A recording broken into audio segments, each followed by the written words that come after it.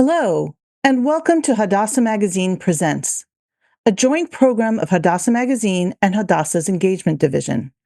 I'm Leah Finkelstein, Senior and Books Editor of Hadassah Magazine, and your guest host for tonight. If you're joining us for the first time, a special welcome to you, and I hope you take the time to learn all about Hadassah and the healing work that it does. If you're not already a member, please consider joining so you can enjoy the magazine, which is free with membership, as well as all the wonderful programming that the magazine and the organization does. And of course, your donation for both this event and all of Hadassah's work are always welcome. Links for both membership and donation are in the chat box. We welcome audience questions throughout the program. Please be sure to write them in the Q&A, since the chat box is reserved for disseminating information. And now, a few words about our guest. Ayelet Tsabari is an Israeli-Canadian author of Songs for the Brokenhearted, winner of a National Jewish Book Award for Fiction and the Association of Jewish Libraries Fiction Award. Her memoir, The Art of Leaving, was a finalist for the Writers' Trust Hilary Weston Prize, winner of the Canadian Jewish Literary Award for Memoir, and an Apple Book and Kirkus Review Best Book of 2019. Her first book, The Best Place on Earth, won the Sammy Rohr Prize for Jewish Literature and the Edward Louis Walnut Award for Jewish Fiction. The book was a New York Times Book Review Editor's Choice and was nominated for the Frank O'Connor International Short Story Award. She's also the co-editor of the anthology On Longing and Belonging Through Language. Welcome, Ayelet, and thank you so much for joining us from Tel Aviv, where I know it's in the middle of the night for you. No. Yes, it really is. Thank you We for appreciate having me. our Yeah. pleasure. We appreciate the coffee and the nap that you took during the day. Yeah. Your recent award-winning book, Songs for the Brokenhearted, is rich and complex, set in two different time frames in Israel, the 1950s, the 1990s. Can you give listeners a quick summary of your book, without spoilers for those who have not read it yet? Yeah, so like you said, the book takes place, it has a dual timeline. One takes place in the 50s, right after Israel was founded, in an immigration camp Mhm. of only Yemeni immigrants. And the other one is in the 90s, right before the assassination of Yitzhak Rabin. And Zohara, our protagonist, basically returns home for her mother's funeral and discovers in the process of, cleaning her mom's apartment, her mom's house, some secrets about her mother's past. They did not always see eye to eye when her mother was alive, and some things come to light Mm. in the process of grieving and cleaning. Um, yeah, things that also make clear some things about Zohara herself, I would say. And Zohara is Yemeni. The 1950s camps are the Yemeni transit camps, as you yourself are from a That's right. Yemeni background. That's right. Can you tell us why you chose those two timelines? Yeah. So, I mean, obviously, these are both very significant times in Right. Israeli history. Um, but I knew I wanted to write about the story of the Yemeni community and their immigration to Israel. It's such a, you know, um, a famous story, really, like the what people like to call the magic carpet. Really, it was Right. called on the wings of eagles operation. Um, and I also knew that I wanted to write about the tragedy that followed the missing Mm. the Yemenite the missing Yemenite children affair, which is a story about how many children disappeared. Um, without a trace, often with no bodies shown and no death certificates, and the parents were told that they had died. from the immigration camps, from hospitals. Mm. And when I was calculating the timeline, so it actually started with a technicality, right? Because when I was looking into having, I wanted Zohara's brother to go missing, Mhm. to be one of those missing children. And when I was sort of adding up the years to make it work, the latest I could go was the 90s. I'm a fan of the 90s. I'm a child of the 90s. You know, I came of age in that time. It's a time that I enjoy spending time in writing. And then it suddenly occurred to me that that's also when, Prime Minister Yitzhak Rabin was assassinated.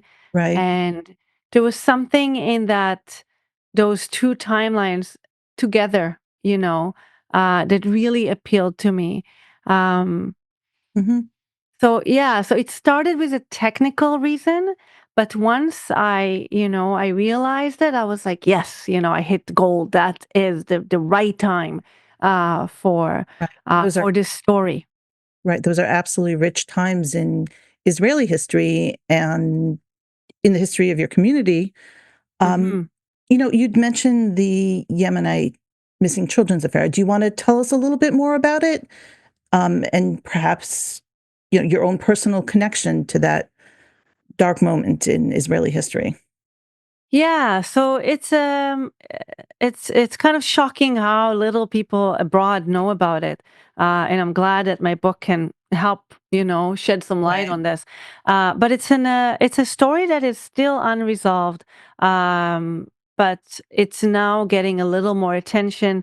Um, so right after Israel was founded, children had gone missing from immigrant camps, from transit camps, from hospitals. Mostly, I would say about quarters of them were of Yemeni descent. Others were Mhm. from other Mizrahi communities, and there was, as I say in the book, the odd Ashkenazi child as well. Um, the stories of how they went missing were eerily similar, right? Mm. Often the families sent their kids to the nurse because they had a fever or a cold.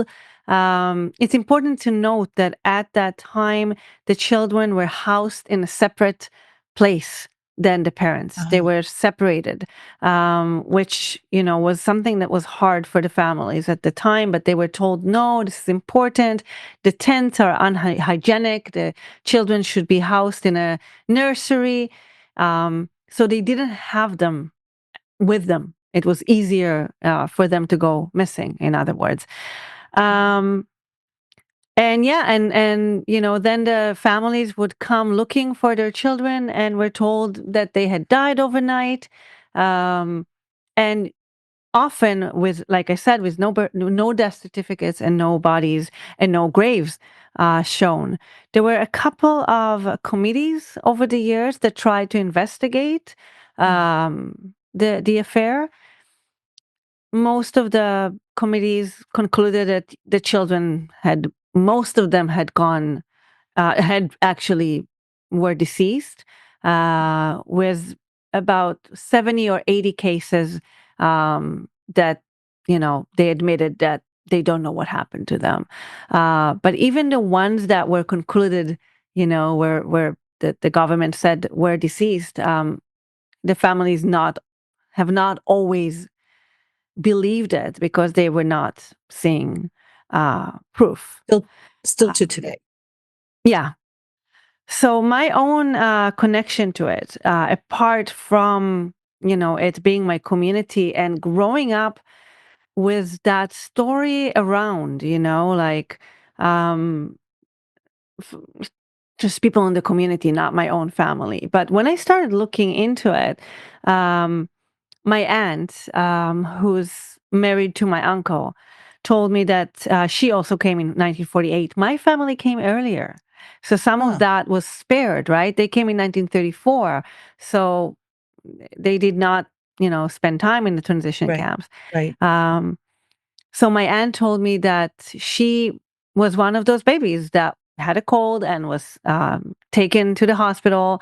And her father came the next day looking for her, and they told him that she had died overnight, and he refused to believe it. And he basically tore down the hospital and found her. Wow. Yeah, found her in a different room, and dressed in different clothing, nice clothing. Mhm. And that's all she knows about it. Um, but yeah, over the years, as I was researching and interviewing women, I kept hearing stories. I sat with women and held their hands and cried with them as they told me their stories of what happened. And many of those stories, by the way, found their way into the book. You know, Right.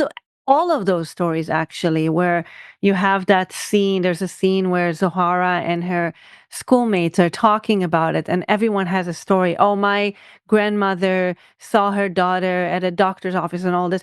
These are stories that I, heard from people, from families. And my way of honoring them was to include them in the book. Um, Abs- Absolutely. yeah. Storytelling songs are so central to the novel. Can you share with us a bit more about the role of song in the Yemeni Jewish community and how that is Yeah. reflected in your book? So yeah, singing is a major, major part of Jewish Yemeni lives. Um, it's always been a part of my life growing up, my family life. We sing around, the Kiddush table. Uh, we sing at Eurovision contests. And Where Yemeni singers have had quite a that's right. history. That's right. Over Uh, Hazza, that's right. there are Isam others that Cohen, Gali Atari, who sang Hallelujah, all were Yemenite singers. Dana International as well. yes? Yeah. And even in the synagogue, I grew up by a Yemenite synagogue, and I remember every Saturday morning hearing the men prayers kind of wafting into my room and waking me up. And um, it's such a melodic sound. It sounds Mhm, like singing. The prayer sounds like singing as well. Um, So it was always there, mhm. and I knew that I wanted to honor that. And that was obviously a challenge because how do you write about music and how do you write about singing? But I was up for it. I wanted to You to do it to quite try. poetically, Yeah. Thank you. Thank you. really poetically. It reminded me of the Zmirot around very different because 'cause I'm Ashkenazi, but the Zmirot around the Shabbos table from when I was young. That's right. Yeah, that's right. Hmm. You write about the Yemeni women oral song tradition, which you describe so beautifully. Can you tell us about it and how you came to discover that oral song tradition? Yes. That Yes. I was love to that, by talk the way, about it. was I, I was in tears when I started reading about that. It was Oh, really beautiful. But thank you. let's hear it from your from your mouth. Yeah. So, these songs are songs that I've heard growing up. I've heard them at weddings and celebrations.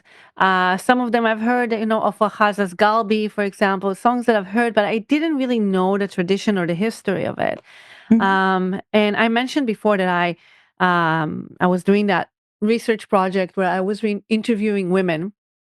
It was a part of a grant that I received, a Canadian grant called Chalmers, that afforded me to just travel around the country and interview women.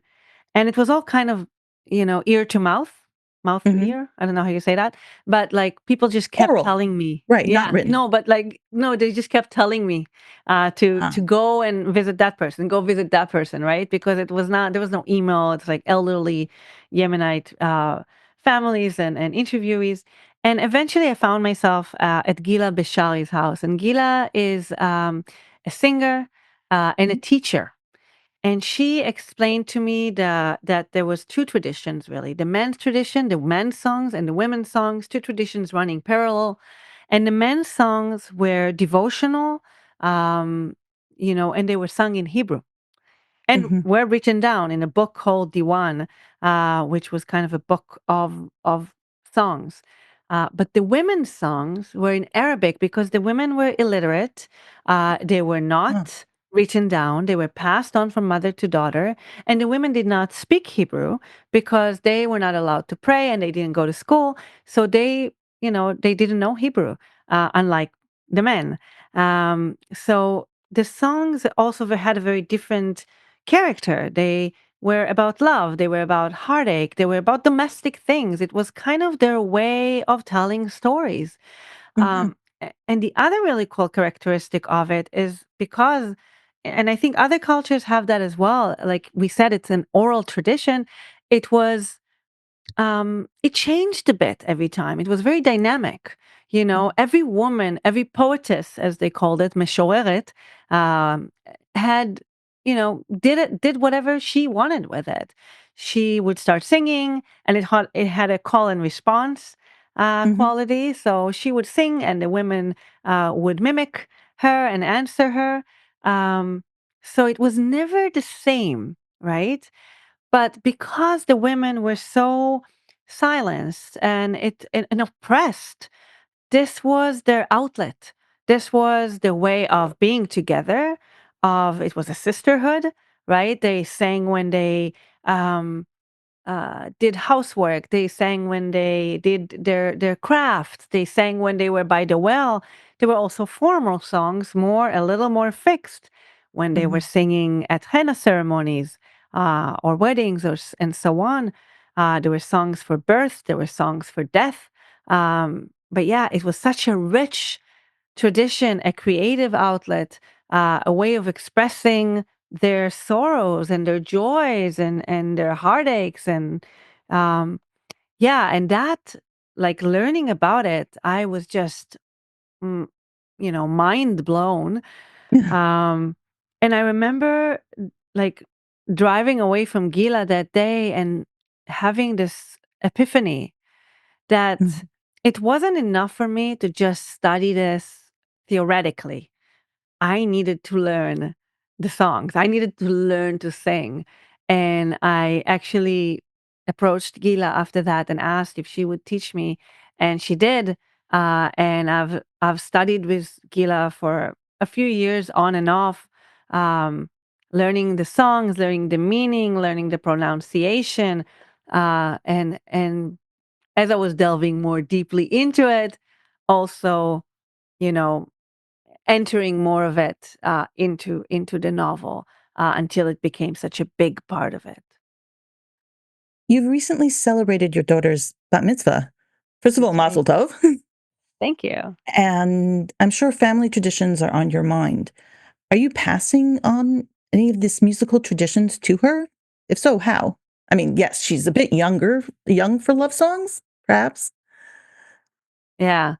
Yeah, she is. Although sadly, another element of I mentioned, or maybe I didn't, but their life, I said they were oppressed, they were, but it was had such hard lives, and many of them married so young.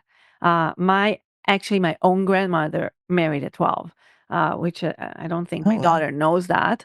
But that was very common. That was, yeah, they had hard lives. So that's why it was so important to have that kind of outlet, that kind of way of speaking their minds and their hearts. Um, when I started taking lessons from Gila, I was very serious about it, and I would, practice at home. And I Mm. remember there was a day when I was sitting by my desk and singing, and she kind of inched behind me and she started to sing along. And that was it was so moving. I remember my partner, he was in the kitchen and he said he was afraid to move. He was like, oh my God, like this is it, this moment where she learns the songs. And it was so intuitive. I didn't even have to do anything. She wanted to. She wanted to come and sort of join in. Um, So That I think, yes, like it wasn't necessarily so directed. Like I said, intuitively, she was a part of it. But she's very interested in her Yemeni identity. Recently, she had to do this roots thing that we do in Israeli schools, shorashim. Mhm. We have to look into your family history. Um, and yeah, she was writing about her grandmother and her great grandmother and their story of immigration from Yemen. So she's very interested um, in that for sure. that's beautiful. I mean, Yeah, what could be better? I know. In articles, you have claimed the term Arab Jew to describe yourself and your background. Can you share some of the debates and discussions around that marker of identity today? Yeah, yeah. It's a complicated term, and I've never quite, landed comfortably in it for several reasons. I love it because, I have this like romantic attachment to it. I love the idea of putting those together. And of course, I've said to people before, well, there's German Jews and, you know, and why can't there be, Arab Jews? Like my family is from Yemen. That said, I know that in Yemen there were Arabs and there were Jews. You know what I mean? Like, so if you Right. asked my grandmother, who's no longer with us, she would, balk at this. She'd be like, "No, we're all Yemenis. We were Jews then, and they were the Arabs." Um, However, there's also, people like Sami Michael, a wonderful Iraqi-born author who considered himself an Arab Jew. Mhm. And maybe that's because, he's Iraqi. There's also all these like intricacies. It's very different we lump Mizrahi as we lump Ashkenazi, but of course they're very, diverse. Um, Other questions I had about it were, can I really call myself an Arab Jew if I don't, like, aren't Arab Jews Jews who live within an Arab society, an Arabic speaking society? My Arabic is rudimentary at best. So it's It's a yeah, complicated, it as it's we like to use that complicated the term. and it's controversial. Um But yeah, but I feel comfortable bringing it to the table because it does exist, and like I said, Sami Michael is not the only one who've identified in that way. Um, but yeah, I don't know that it's fits qu- uh, perfectly, uh, but it's something that I like to throw in and discuss. As an Yeah. aspect of your identity. As an aspect of my identity. Yeah, absolutely. One thread in Songs for the Brokenhearted is the main character's discomfort with her Yemeni heritage. Have you experienced the cultural stereotypes and casual racism described in the book? Oh, yeah, absolutely. Yeah, so I grew up, and, like, in a Yemeni neighborhood, but in a like everyone in Israel, very mixed. Um, but I can clearly remember, um, I was born in the 70s. Mhm. Um First of all, the lack of representation is a big thing. I did not see myself reflected in books, in literature. When there were Yemeni representations in books, they were stereotypical and kind of like caricatures, almost. Um, in cinema, in the media, again, there was very specific type of Mizrahi, not just Yemeni, Mizrahi characters that appeared. And in what I learned in school, in history, we learned European history. So the Mizrahi history was very small portion. There's an art piece. I think the name of the artist is Meir Gal. It's called 9 out of 400, where he holds the 9 pages that were dedicated to Mizrahi history in history book that he was taught in the 80s, I believe, in Israeli high school. So all of that, before we talk about casual racism, all of that makes you feel a certain way about your identity. Makes Right. you wish, as a girl, when the ideal of beauty is a certain way, it makes you wish you were something else, make you wish you looked like the ideal beauty, which is ridiculous in retrospect. That blonde and blue-eyed, it's not very common in Israel. Why would that be No. an ideal of beauty? But it was, right? But yeah, the casual racism and the things that I've heard over the years are, uh, I can't even count. And sometimes it wasn't even casual. Sometimes it was blatant. Uh, but yeah, it took quite a long time for me to the similar movement that Zohar is experiencing in the novel, that kind of pushing it away in order to belong, and then coming back to it and embracing it and reclaiming it. Do you think things have changed for mm, young girls with Yemeni heritage today? Things have absolutely changed. Israel has changed. It's in many ways. For example, I speak in the novel about how um, at that time, the time of the novel in the 90s, Mizrahi music was not played in radios, and you could have not buy it at the store. You had to go to a pirated cassette market in a bus station and to purchase it. And of course, nowadays it is played on radios, which is great, but this is not, it's great, but we Well, it's want more one changes. aspect of it. Listen, it's Exactly. come here to the United States. I remember hearing about AWA a year or two ago. Yeah, yeah, yeah, absolutely. It's amazing. Uh, but we want to see more. We want to see more in literature. We want to see more in the government. We want to see more in academic staff, which the numbers are still not great in Israel. Um, Right. I mean, that's why you wrote the great Jewish Yemeni novel, yeah, as that's Haaretz right. put it. That's right. That was the ambitious. I'm ambitious. That was my ambition for sure. Yeah. As we mentioned earlier, one part of your book is set in the 1990s and the Oslo period. Are there Hmm. any parallels between the schisms of that time and the divisions of today? Would you connect the divisions back then to our post October 7th reality?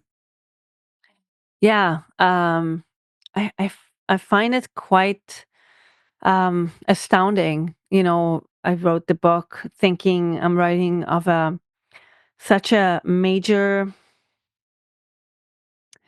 time in Israeli history, in terms of the turmoil, in terms of the rift within Israeli society, um, in terms of the trauma.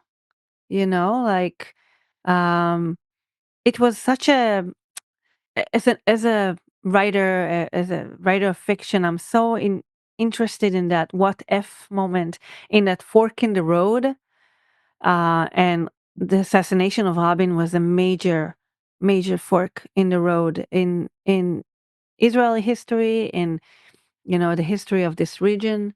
And Right. now we are again in a moment like that, and again, we see that rift. And that's the other thing I wanted to mention before when you asked if things have changed, is that I feel like now, similarly to then, that sort of um,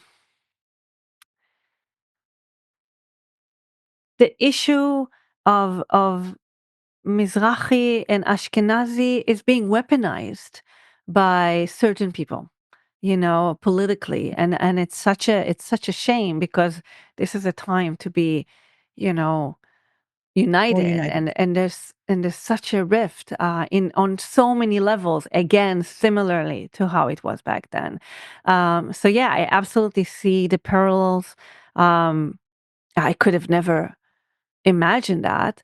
But also, there's such a direct line, it seems, because, that moment in history was a moment where it felt close to to Peace? to something changing, to peace. Yeah, it really felt, even though I now can see the how flawed it may have been and all of that, but it was a moment where there was hope. Mm. Um, and it crashed. And it absolutely feels directly related to where we're at today. One of the characters in your book, Zohara's nephew Yoni, becomes radicalized during the Oslo process. Hmm. What are you trying to say about grief, identity, political extremism through his storyline? Yeah.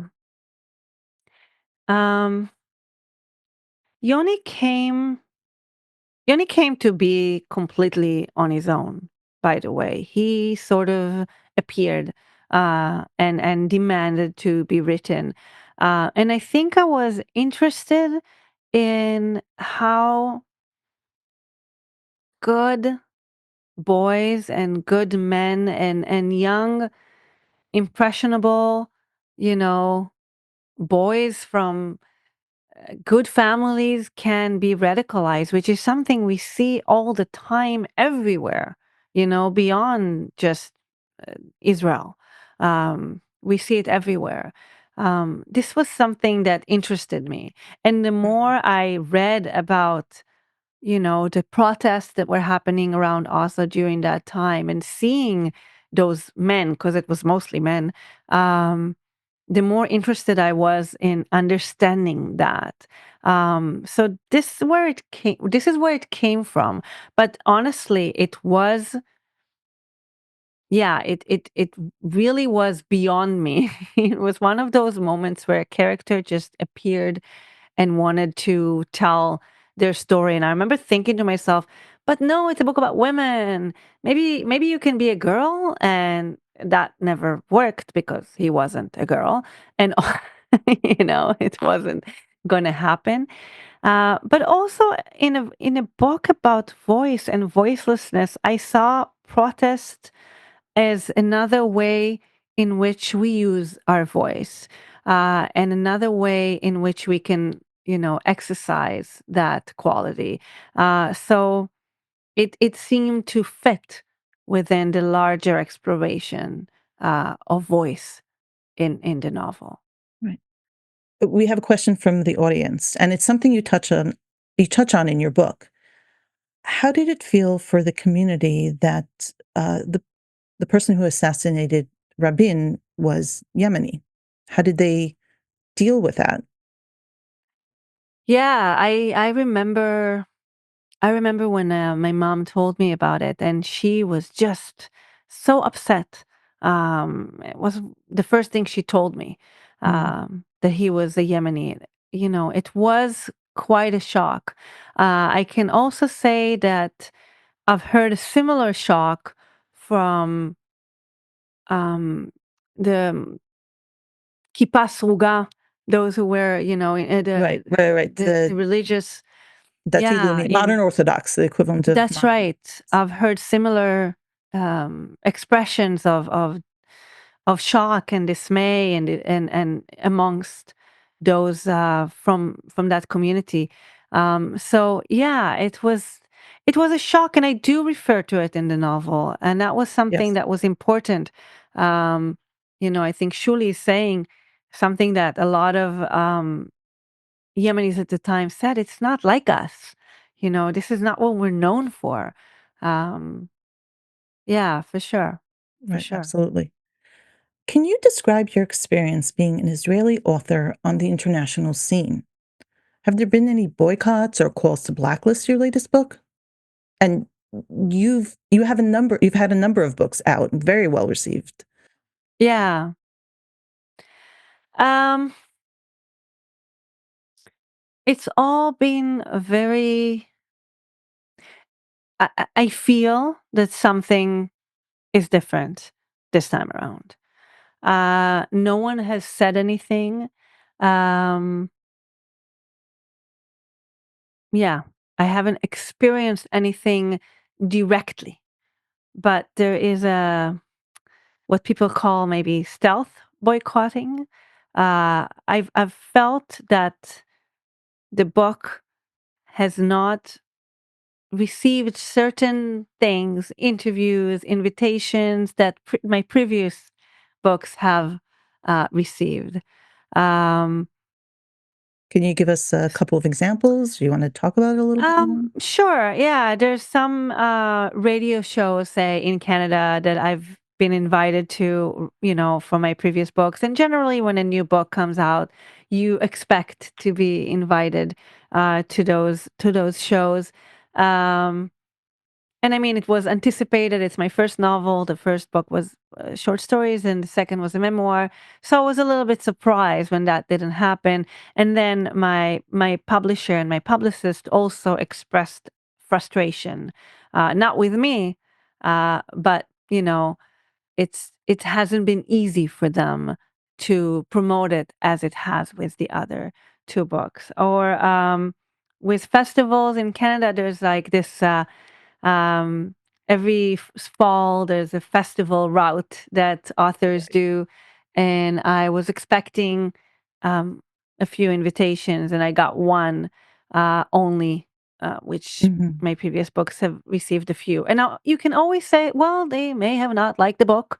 Um, I suppose it is possible, um, but I think partially it's also fear on their part, because I know that the one festival that did invite me also wanted to discuss before that, we might have protests, we might have, um, we just want to talk to you about this. And I could see how other festivals may just think to themselves like, do we really need that? Like, do we need that headache? Um, we can just get other authors and it would be easier. Um, Um, it's disappointing. It's upsetting. You work on a book for many, right. many years. Um, You put your heart into a book, and yeah. Yeah, and of course you want it to be read widely, and this is how that happens. is But there? I'm grateful for I just wanna make sure that I two things that are important. First of Mhm. all, that I'm grateful for everything that does happen. I'm grateful for this, and I'm grateful, to Hadassah and to other organizations and places that have invited me, including non-Jewish ones that, overlooked, and were brave enough. And I'm also I keep remembering perspective because, Mhm. you know, I mean, of course it hurts, but it's also some people lost everything, and continue to. So it's important to also say that. Right, right. It's certainly a difficult time for authors, Israelis, Jews. It's that can never be understated, and the gratefulness we all have for our allies and our support, and Jewish people who come together. Yeah. Um, we do have another question. Did you originally write the book in Hebrew? No, no, I wrote it in English. I write mostly in English, actually. Yeah. And can you recommend any books or articles that deal with the question of the Yemenite children?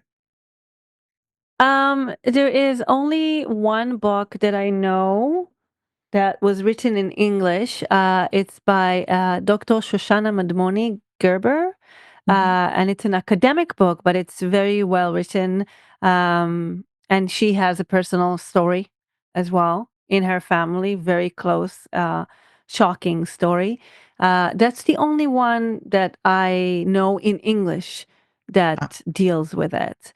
Um, and of course, there's many articles you can find nowadays because it has been more. There's the younger generation now, because it was so silenced for so long. But the younger generation is the one that starting to speak about it and want, you know, to want some justice and some recognition. And you can find the New York Times have written about it, but you can also go to Amram, AMRAM. It's a website of a charity that basically a non for profit that collects testimonials of families, and they have more information there, and you can support them as well.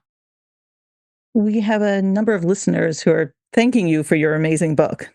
They Oh, love it, thank you. and they want to know if they want a little bit of a hint. Are you working on anything new? So yes, I have I have a bunch of things that are very, you know, just stating or just started.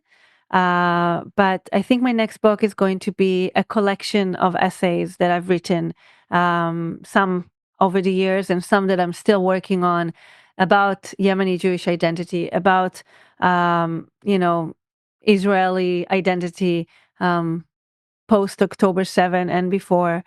So, yeah, this is going to be the next one, which will also allow me to work on something bigger um, later on. Uh, we also got questions. People want to know more about where they can find Yemeni Jewish music other than Spotify, if there are resources for that. Um, I Yeah, I don't know. I mean, apart from like YouTube and Spotify, there's lots of I think if you go on my website, actually there's a link to a playlist.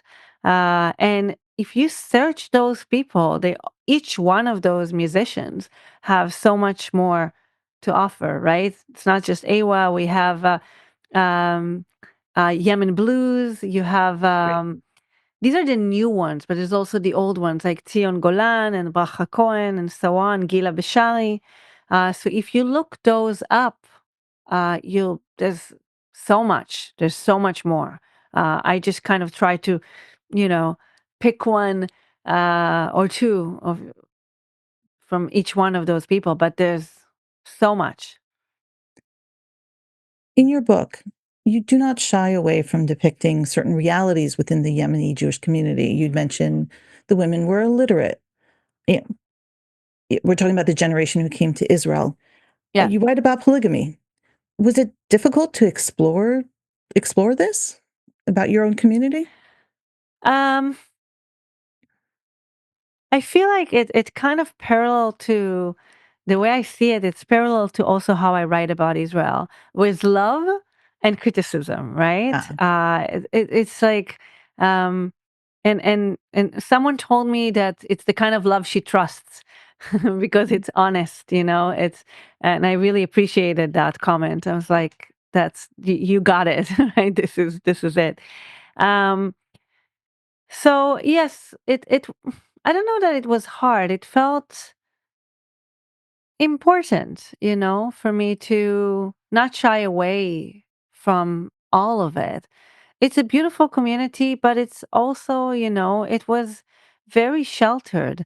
Um and before they came, you know, this was what they knew. This was the practices, this was the culture that they lived in. Um Yeah, and that is actually something that is also personal because my grandmother was a second wife. She was, you know, they came to Israel with the first wife, um, and there are two daughters, and that's actually kind of an interesting story because when they came to Israel, it was not Israel yet. It was, it was pre-state, right? yeah, Mandatory Palestine. mandatory Palestine, and she looked around and saw and realized that actually it was frowned upon and not accepted within the Jews in that place, and she used the opportunity because they did not get along, and she told my grandfather it's me or her, and she left. She took my aunt and Wow. left, and it took him a few days, and he followed her. And that to me, that story, when I heard it, I was like, you know, and they lived happily and had 6 children. And I thought to myself, because my aunt, when she told me that, she was like, she was a feminist, she said. And something about that, about what it means to be a feminist and what it means to sort of be bold, be subversive in within the confines of what you're allowed. This is kind of Mhm. inspired some of what I'm exploring in the novel, and the character of Saida, Zohara's mother, and Shuli, her aunt, and the kind of lives that they lived, and what they yeah, and how they rebelled within what they were allowed, and looking at it from a different lens. Um, that story of my grandmother was kind of the inspiration for that. And in the book, Zohara comes to appreciate that, the way they Exactly, rebelled a little bit later on. How old were exactly. you when you found out about your grandfather? Oh, quite late actually. I think in my when I started looking into my family history, I was already in my 30s. Mhm. And even then, the way my mom said it was like he was married and then he was married. I did not quite understand what she meant by that. And then, I've always been the historian of the family, the kind of many writers are, like the person who's in charge of the figuring out the details. And I remember looking and trying to make sense of the scheduling of things. And then I called my mom and I was like, that doesn't make sense. Wait a second, were they married at the same time? Because the dates didn't add up. And she's like, yeah, of course, I told you she was married. I'm like, that's not what you said. And she's like, well, you didn't ask. That was just something I've heard before. And that was when I found out about it. So yeah, like That come as a early shock? 30s. Yeah, yeah, absolutely. I had no idea, but it was very common, and I talk about it too. They did not talk, they did not tell stories. It was in the songs, that's how they told stories. Mhm. But they were not really speaking much about their lives. You mentioned that they were quiet, Yeah, that's right. That's right. demure, Yeah. which is a Mhm. word that's often used today. Yeah. Yeah. For all the upheaval and pain in your novel, you have written a lyrical, bittersweet, romantic book filled with profound affection for family and Yemeni tradition and with the love of the land, culture, and people of Israel. To end our talk today, can you share with us a little bit of Yemeni poetry or translated lyrics from a Yemeni women's love song and how you came to use them? Is that them in the book? Sure. Yeah. So there's several places in the novel where I mention or I translate and insert Yemeni from the Yemeni women's songs, their poetry, but also every section in the book, every part in the book begins with a song. So I'm going to read the part 4 one, and then I'll explain. In the heat of my love, I went sleeping amongst the cacti and imagined them as rugs and cushions under my head. In the heat of my love, I walked through the wadi like a woman alone, with no worry in the world. Oh, dark skinned beloved, my family scolded me for loving you, but the more they scolded, the more my love for you grew. So when and it says unknown Yemeni poetess because of course these are not attributed. Right. It's the kind of poetry that was written, sung, and disseminated by a community. So when I decided that I wanted to include from the women's songs in my book, I felt burdened by the responsibility of doing it right and worried that I wouldn't do them justice because, of course, they were written in Arabic or not written by sung in Arabic, created in Arabic, composed. Um, and I was looking at the Hebrew translation. I understand a little bit of Arabic, and because there's so many um, repeating phrases and words, I could read and understand some of it, but it was easiest for me to translate it from the Hebrew.